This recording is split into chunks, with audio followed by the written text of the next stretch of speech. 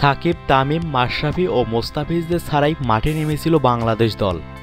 ভারপ্রাপ্ত অধিনায়কত্বের দায়িত্ব পালন করতে হয়েছিল মুশফিকুর রহিমকে।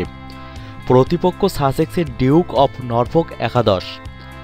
মাত্র ৯৮ বলে অপরাজিত ১৩৪ রান করে দায়িত্বশীল ব্যাটিং দেখিয়ে প্রস্তুতি ম্যাচ ভালো করেই শুরু করল মুশফিক। ১৪টি চার ও একটি ছক্কা হাঁকান তিনি। মঙ্গলবার এ নিয়ে নিজ ফেসবুক পেজে তিনি বলেন, ১৩৪ রানে অপরাজিত, ভালোই শুরু।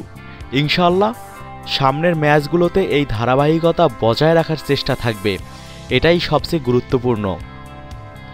এই সময় বাংলাদেশ দলের জন্য দোয়াও চেয়েছিলেন তিনি।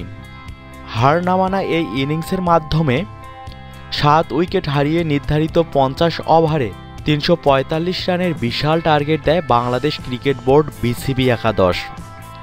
সাসেক্সের অরুণদেল কাসল ক্রিকেট গ্রাউন্ডে ডিউক অফ নরফোক একাদশের বিপক্ষে টসে জিতে প্রথমে ব্যাট করার সিদ্ধান্ত নেয় মুশফিক।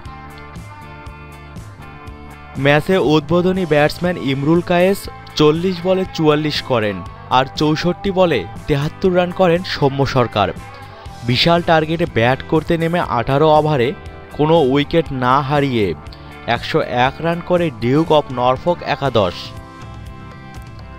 পরে বৃষ্টির কারণে পরিত্যক্ত হয় ম্যাচটি। উল্লেখ্য, ৫ মে সাসেক্সের মাঠে নিজেদের দ্বিতীয় প্রস্তুতি ম্যাচে মাঠে নামবে বাংলাদেশ ক্রিকেট দল।